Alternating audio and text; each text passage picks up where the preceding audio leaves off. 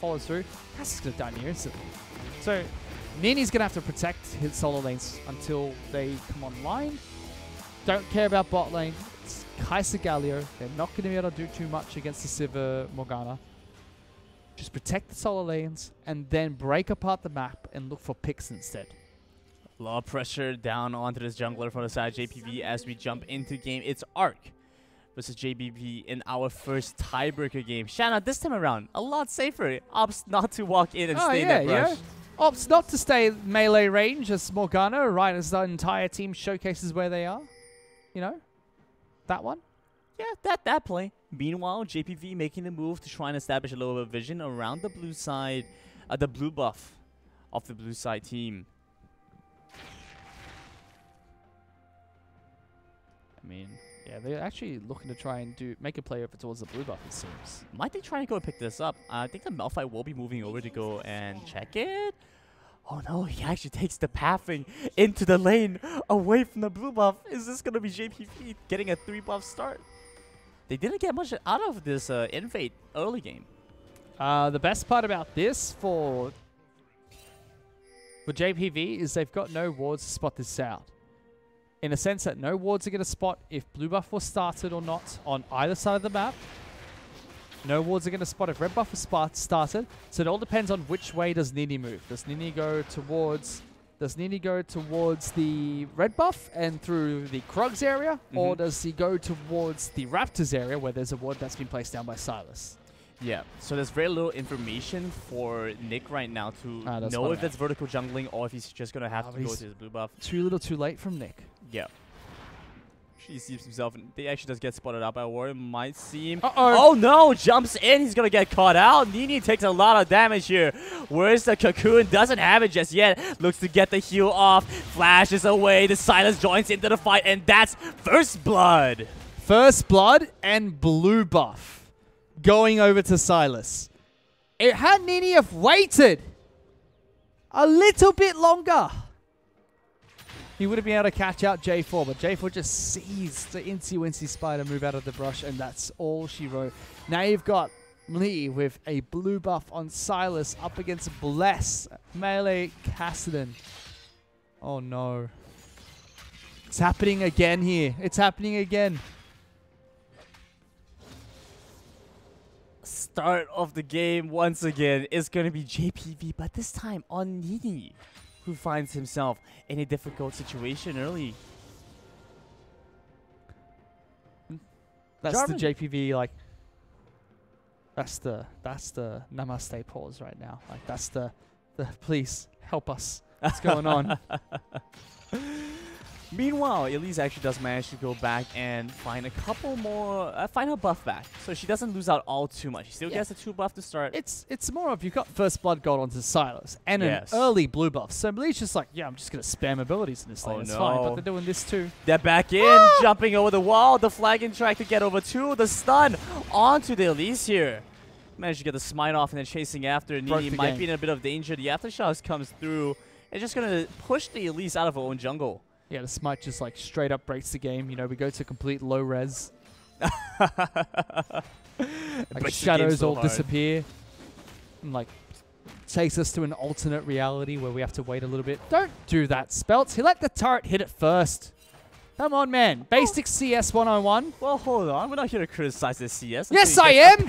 I am the analyst. I will criticize him as all I want here, Grandin. Up in the top side, a bit of a trade, but Malphite already reaching a point of strength against the Jax. Malphite's going to do fine early on because he just presses E and then suddenly Jax hits so slow. Bit of a fight down the bot side, forces the flash away from Maya. They don't have a combat summoner, just has that heal on the Morgana, and Shanna was pretty far away from that. It only burns a flash, so a good Dark Shield is able to stop the flag drag combo from getting the knock-up. You can see Bless is doing fine in this lane. I mean, Kassadin just has so much magic resistance in terms of his passive and the Q giving him a magic shield that Silas just can't burn through it. And he has to be melee to do so. So Kassadin's just like, well, if you have to be melee, I'm going to smack you with my big sword and I'll get all my mana back. So a really good matchup for Kassadin. You can see, like, even with the kill, Silas is yet to go back to base and, you know, press the issue. You get him, melee. 0 damage. But that's going to take a little bit of time before he gets to a point of strength against the Silas. And you were talking about how Nini needed to be that aggressive playmaker to try and keep her solo lane safe. But as we watch the game unfold right now, Nini has been the subject of constant kill threat from Nick. Unable to find himself much of a lead of anything. The solo lanes are suffering a little bit. Dragon being started out, but a little bit of a late response coming from the rest of the team. Nick might just have to use the smite a little bit early to keep himself healthy enough. Teleport coming in as well from the Silas. The whole team's here. Nick has to back all the way away there. Oh, this... If they actually grouped up here, it could be a big play to make with 2 members so low, but not enough vision. They can't spot it out, so easy Ocean Dragon being picked up. Yeah, Dark Binding comes out, but as you said, they weren't in position to try and contest that Dragon. A little bit of information was granted over to them, but that's honestly all they're going to get out of that. Meanwhile, Nini continues on with the counter jungling. Takes a little bit off that top side. They're going a bit more aggressive this time. They went, all right, last game, it happens. It happens sometimes. We're just going to have to play the best that we can. They're looking to make a move up to the top side. Level 6 available on this Malphite makes it pretty difficult to gank. But look at this. Both Jarvan and Silas were cheating up the river to try and see if they could help out here. Jarvan's going to walk through on towards this trap. Oh, Level they 6 see him. Malphite. They might get caught out. That's the unstoppable force into the double knockup. Make it stop. Oh, no. He sees the Jarvan coming over and still decides to go in anyway. Yeah, Nini needed to get the heck out of dodge there, but wasn't able to do so. Bit of a shame, really. Because that was a prepared gank that Nini unfortunately fell down to, and now 0-2. I feel like the mantle's been passed again here, Grandin. It's Somebody like Bless gave it to Mia. Nini brought it back with the Sejuani. And then the game ends, and Nini's like, give me the mantle. I don't think it's its own fault, though. Nini's just been wrong place, wrong time. They did try to set it up. They had a little bit of vision over by that brush there, so you could understand why they had assumed it was safe. Overall, very good reads coming in from Nick for the most part to figure out where Nini is most likely going to be. And that's kind of been the name of the game so far. The Jarvan has had 100% of the kill participation because the Jarvan is the one setting them up. And also found that Dragon. They have a lot of objective control. Right now, I mean, you talked about ARK, but what are their win conditions at this point? How can they close out with the lead that they're establishing? Well, what ARK really needs to do is continue pressing Bless in this lane. As long as Bless is forced to stay in the mid lane, he can't unlock the map. Sivir and Morgana will still be stuck bottom lane. Just keep doing what they're doing. Get Jarvan across the different areas of the map. Keep hunting Nini down so he can't, you know, try and focus out one of these lanes. Nini has to be getting desperate if the target of attack is bottom lane. Yeah. Because that's the one lane where they don't have to put anyone. The solo laners for the side of JPV are not scaling right now. They're not doing well. Malphite's doing great right now. Cassidy can, you know, do all right in the matchup, but Silas is doing great as well. Keep taking these objectives. Take all the dragons. Take all the rift elves. And don't fall for these silly traps. They're going in. They're looking to try and go for this. Jarvan. Jarvan's nearby as well, but the Galio might get taken down too quickly. There's a 3-man Winds of War. The Repel does keep Nini alive a little bit longer. A 3-man Cataclysm. They've locked him down. It's a double flash as they barely manage to escape there. That's how you accept the bait. You wait. You wait until your juggler is close by, and then you send the most tanky member down there, the Galio, into the brush. Immediately Taunt comes out, Exhaust goes out, Heal comes out, he flashes away. Gives enough time for Jarvan to catch up. They've already used all their abilities, all their summoners, and you just go to town. Easy, easy counter gank, and that's what they need to keep doing. Everywhere Nini goes, you want Nixter to follow. I mean, I'm just astounded by this sheer tankiness. No Aftershock proc on the Galio, by the way, so this is just raw tankiness moving into this bottom brush. The Bone Playing does save him a little bit in this wall as the heal, but he goes in and look at this big 3-man Cataclysm locking them down. That's 2 massive summoners gone. And we're talking about how Nini is at the wrong place at the wrong time. I think it's just Nick outreading him. Nini's gone bot lane again. Now Bless out of mana in the mid lane. Just trying to chase after the caster in the Rift Wall. Going to give him a little bit more distance, but he flashes away. There's a double flash to chase after, and the spear jabs right through his gut. Nice punish in the mid lane coming out from Archangels. Meanwhile, bot lane's just like, you know what? Everyone's dead. Revenge is it's a dish. Woo! Best serve code up in the top side. Come on, slam! The slam. How did Speltz not see that coming? That was I could read that from a mile away, and I'm blind. I'm actually close to blind, I think. And I could have seen that coming. And down the bot side, let's just take a quick look at what happened here. So it was just a very good gang from Nini, just very well played. They set up and chained the CC well. Not all that much they could have done here. Almost actually managed to find a return kill onto the Elise.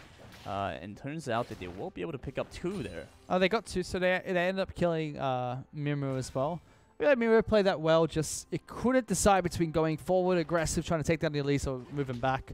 That single auto attack or 2 cost him a lot there, but good play. Elise actually finds a lane to gank, and you can see how much the Morgana ultimate helps. Like, there was no way Mimu was getting out of that ultimate once it started to tether.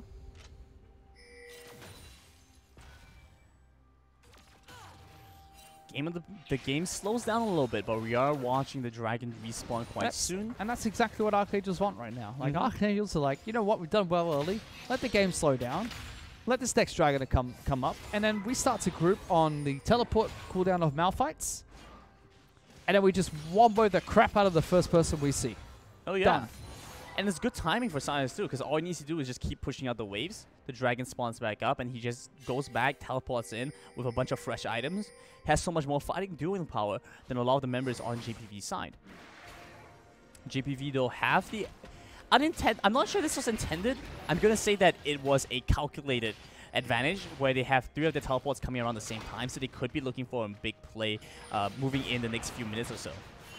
Yeah, Mia's gone for the teleport play on the Sivir. Further reinforces, I think they're going to go for a 1-2-1 with Sivir rotating around. Sorry, it's Elise rotating around. Next, they're looking to try and pick up this Rift Herald here. A couple of players just trying to be a bit annoying. Should be an easy pick up. Well, everyone's actually rotated up towards top side. Morgana looking for the bind there. So that means bot turret's going to fall. Yeah. That was too much commitment from JPV for an objective they could not defend. That's a strange call. I have to say, not exactly sold on the reasoning behind why they all moved up there to try and stop that. You Very see, prudent call from ARK to back off. They did have enough vision in the river to see if, you know, Elise was coming, Cassidy was coming, so they backed off there.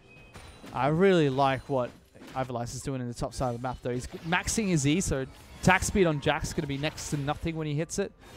Q second just for the extra poke as well. He's just smacking Jax around in the top lane. Yeah, I think this matchup is very Malphite favorite, in fact. Difficult for Jax to provide all that much. And now we check out a little bit of action over by the river. Nick was looking for a potential fight, but opts not to. Doesn't have the support from his team here.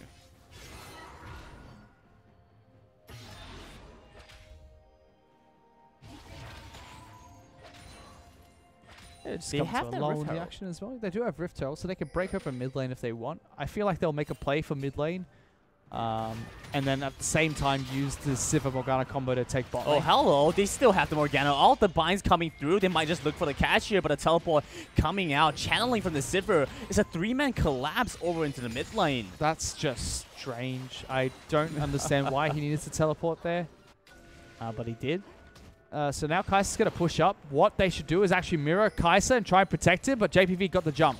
The heroic entrance might see itself making its first appearance into the game. Teleport coming in from the team right now. That's the heroic entrance they're chasing after. Looking for the collapse onto the Elise, but the repel gives her a little bit of safety. She jumps in, and that might see Silas get taken down, but the healing is absolutely absurd right now. But the jump in from the Kai'Sa sees her get taken down. Cataclysm lands onto the Cassidy, and he jumps away with the Rift Walk right away from the wall. Up in the top side, the Malphite's chasing after. One more slam. He's not able to find it. He gets the movement speed, but he cannot chase. He tried to slam. He couldn't get it. Speltz narrowly escapes. However, bottom side of the map, JPV try to force a play in towards the Kai'Sa. Doesn't work out. They do get the kill eventually, but still traded very effectively backwards. Now that's a Rift Herald play mid with a teleport coming in. Go mid lane! In the mid lane, people are fighting! Oh, there we go. The fight continues. They're chasing after Shenna. Wants this kill, dodging away for the Dark Binding. MLE survives for a little bit longer. Looks for the Blast Cone, but where is it? Where's the Malphite? Where's the team? Backing him up. The flash in for Cassidy as they look for this kill. A little bit more damage onto Nick is what all that Bless is going to get off this fight. The solid snake right there manages to escape. No turrets broken yet, but look at the health on all three of the outer turrets now. Each and every single one down to a single push to be taken. You add that and the fact that Archangels currently have 3,000 gold. Once all those 3 turrets fall, that's going to be a 6,000 gold lead for them. I mean, all those turrets going down to such low health just kind of means that they got more turret plating gold. Right, and that's a lot of gold that does build up into quite the advantage in the early game. And that's the first of 3 that we expect to fall in this game. Solo gold onto Kai'Sa as well for taking down that bottom turret. Already has the Storm Razor picked up. New Storm Razor is nice. I actually like it more than the old one for a first item pickup. Doesn't scale well with crit, but gives you the 50 damage on hit when it procs, as well as the slow, which is very nice. So Murmu follows the fish school of thought, follows that first item, Storm Razor. Gets the pickaxe as well, which, you know, now gets the upgrade. queue. Second turret picked up for the side of Ark is going to be the top lane turret, and mid lane down to this little bit of health. Few auto attacks is going to see that going down pretty soon. Hit the turret. 30 seconds up to dragon spawning. This might be that power spike window you talked about, Fish. Hit the turret.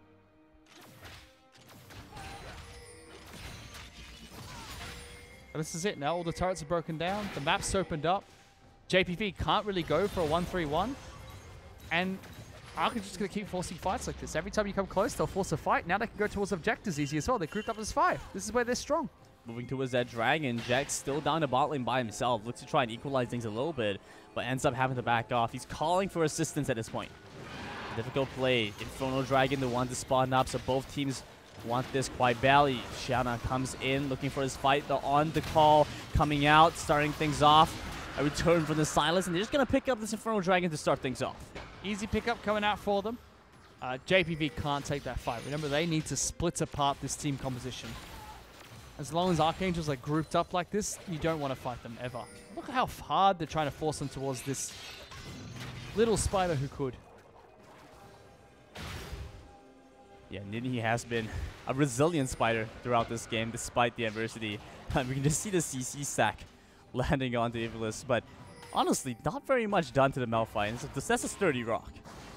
So Jax is going to stay split pushing, so Archangels can continue forcing like this. They've got some decent ways to disengage with Siva, Morgana, Cassidy, and Elise, like very slippery champions, very hard to dive. So this is technically the hardest part of the match for Archangels. How do they stay ahead if it's difficult to push for these inner turrets? There's so many integral parts to their puzzle that exist together as a 5-man unit. If they send somebody to deal with the Jax, that makes things a lot more difficult for them. They just leave Malphite down there for now, it's fine. Like, there's nothing to fight for. If you're fighting for something, it's... Oh, my. They're fighting for their lives here as the heroic entrance looks to try to collapse onto the Elise. She tries to jump after the Java, but the Cataclysm, it's a clutch kill onto the Elise. Java lives to see another day. Nick, once again, the arch nemesis for Nini, it looks like. Nini was in human form. You don't want to be that close to Jarvan. If he hits you with the flag drag, you're just dead, and Galio will come through with a follow-up. And what I was going to say is this the hardest part for Archangels because they need to be patient. No objectives. 2 minutes for Baron. Dragon about 3-4 minutes away. The inner turrets are so hard to take. You don't have like a long-range champion like Caitlyn to poke away at them. You have Kai'Sa. You need to play patient. But if IPT keep presenting themselves to you like that, you take the free kills. Of course. I mean, anybody would. So at this point, Ark really just want to try and slow the pace of the game down. But if JPV go in with these aggressive plays, it's difficult for Ark to not take these kills. Meanwhile, looks like everybody's reset for a little bit. Let's take a quick look at the gold difference coming in. 1,000 gold difference up top side. That's under the Malphite against the Jax. Sizable amount. I mean, Jax doesn't have his Trinity Force yet, so he's not very strong. Right. Malphite could keep battling that, but look at this. Nyxta rotating. He starts just pushing too far forward. Once again, another fight up top side. Slam. Oh, no slam available. No slam just yet. I mean, we talk a lot about Ark, but what are kind of win conditions for JPV? Split apart the map. They're starting to now. They got the 3 members. Look how Cassidy's bot lane, Jax is top side, the other 3 are mid lane. That's what they need to keep doing. And every time Java shows himself top lane, you push the other 2. Same thing. Every time Java shows himself bot lane, you push the other 2. Rinse and repeat. Arcade is still slightly stronger right now, so even though it worked for them there. They're looking for a collapse onto the mid lane, but barely any damage onto the Galio at all. Rox keeps himself alive. And see, that's it. That's what JPV need to keep doing. Once they get stronger, they won't have to cut through the river to disengage. Or I would have actually liked if Mia just used the on the Hun ultimate and ran back down the lane instead, so that the mid lane inner turret didn't take any damage. Yeah, might have been able to keep that mid lane turret healthier a little bit. Baron going to be spawning up, and ARK look like they might want to go for this. JPV posturing themselves in position to deny it. The other important thing JPV needed to do was keep vision inside their jungle, so that when Jarvan cuts through the jungle, they can use the pick potential of Jax, Elise, Cassidy, take him down. Not much information available for JPV right now. The on-the hunt has already been used. Oh, they're going for it. They're going to try for this. Elise Oh, Nini's not going to be sorted. able to find it. Going to get locked down by multiple members on Jarvan's this low. side. But Jarvan's Jarvan low. might get taken down. The Castle going absolutely massive right now. The Castle coming in. They don't get the steal off. It's Silence that finds it. But we do see the kill coming in from Maya, taking down the Jarvan. Now the fight continues. They're looking to chase in. Jax over on that side, and Shanna here as well. MLE decides that he's going to go in for the Jax. Gets the chains off. The jump away. The leap strike from Jax. They keep alive. It's a 1-for-2 trade, but Baron over the ARK. You know what? That was the time for Nini and Bless to shine. Bless almost killing Jarvan, forcing the early smite. Oh, hello there. That's where you go in. That's where Nini goes, all right, I'm flashing over. I'm getting over there to get that second smite down. That's where just everyone from JPV just says, in the pit. Get in the pit. Go. Because watch this. Really well done coming out from Rox to get a great taunt when Baron is low. But Nyx is left tanky this the entire time because MLE goes over as well. Kai'Sa goes over, so Nyx is alone. Bless does such a good job taking him down, but Elise just got popped too early that she can't jump over to get the kill steal. Nobody else at JPV follows through either. Yeah, just weren't able to find the remaining damage.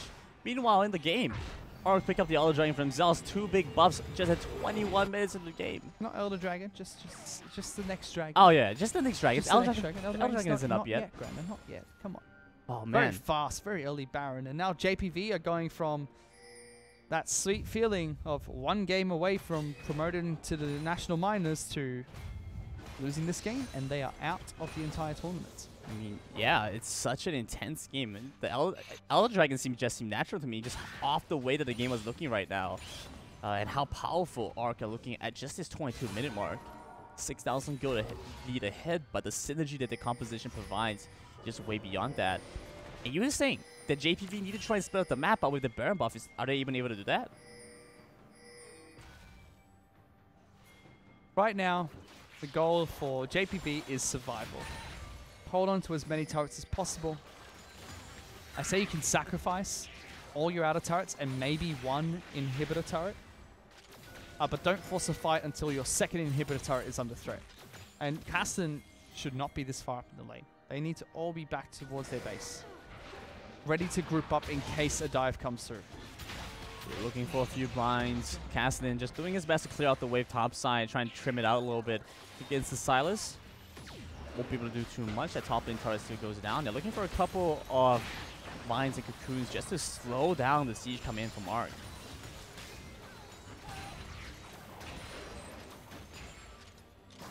Holding off on that first wave. JPV don't want to force the fight here. It's all ARK's game to play at this point. They have pretty much full control for what happens over the next few minutes. Just keep waiting. Big goal lead for ARK. They just need to be patient with this. They managed to find a little bit of a catch onto the Jax here. They're focusing the turret down first instead, and that's a smart call from them. Just going to be able to quickly take the inhibitor turret in the mid lane. I mean, they got the Sivir ultimate off the back of that, so they could be pretty happy with that cooldown gone. Jumping in, the Cataclysm going to lock down the Sivir for a little bit longer. Heroic entrance used as well. There's a 3-man knockup from the Malphite. The unstoppable force sees them win this fight. The knockup for the Flag and Drag onto the Elise as well. Sees her going down soon. Surely he tries to jump around, kites away from the enemy team, living for a little bit longer. But the Jarvan chasing soon after. Gonna see her get taken down, and they decide that ARK want the safer play. They're gonna go for each inhibitor turret right now. And I just said, ARK, you can afford to lose 1 turret, but you need to pick a fight at the second. Instead, they just pick a fight at none. Turret's already gone down. They still decided to pick a fight at the mid lane inhibitor. They don't have the power to deal with this anymore. JPV going to have to watch as ARK back away from this fight With safely. the BM from Ice. Just like, thumbs up, guys. Thank you. Thank you, IPT, for putting us back into the tournament. That's just rude. Feels good, JPV, but oh man, Nini's having a bad game right now. And that's the sad thing about JPV is really strong team, cohesive unit, really good, but just their matches they've lost so far in the C Tour have all been games where an individual or two just underperforms on the day. It's difficult because as much as you want to say that, hey, Nini is sort of the weak link on the team, I wanted to say that it really just came down to Nick being in position, using the information that he had available to work against JPV. I mean, but he wasn't able to. Nick didn't have in the initial parts of the match. Yeah. Nini wasn't spotted out by the wards. No. It was by Raptors. So Nini had the upper hand. But it was mistiming and not understanding the route that J4 was going to take. That it was going to go potentially red to Kruk. Sorry, red to Scuttle. They had the information of where he started, but not where he was going to go. And they didn't use it effectively, Nini being a little bit overzealous. But it was beyond that. That wasn't just the first one. After that, every single lane Nini went to, Nixa just knew exactly where to be. Right now, ARK just looking to try and push out the bot wave. They have so much control over the rest of the map. Jack's just doing his best to clear out top side so they don't have to deal with the crashing super minion wave up there. So, they were supposed to fight the second inhibitor turret, yes? What happens now to the third? They have to fight here. This is JPV's last hope. Losing this turret means they're fighting back at the Nexus. And when you have a team comp that is like ARK's, which is just going to dive that turret, you need to fight here. This is your last chance, because if you lose that turret, you cannot defend your Nexus turrets from double super minions and a team fighting 5-man comp. You need to fight now. Baron spawns up in 5 seconds as well. Not sure if that's within the sights of ARK just yet. They're just going to look to push out this bot lane wave a little bit more here. Might just look for a game-winning fight at this point. There we go, the Cataclysm coming out, going to get a lockdown onto Maya, looking to try and take him down. Unstoppable Force won't see too much use, but there we go. A 2-man wins the war, locks down the Casted. The chase coming out for the Kai'Sa, but she opts to go for the easier target instead. That's why they need to fight there, Gren, and not be initiated on. Mia, no flash, can't get away from the ultimates. The counter-strike finds the stun onto Jarvan, but there's not much to be done left here. They get 1 kill. But what does it matter at this point? Running for his life, Spell's gonna get taken down. And their base in shambles as ARK take down turret by turret, dismantling JPV. And IPT are watching this going, you know what? See you later, JPV. We beat you the first time. Time for the IPT versus Archangels rematch. And Archangels, after winning all their games today, they must be feeling on fire right now, ready for that final match.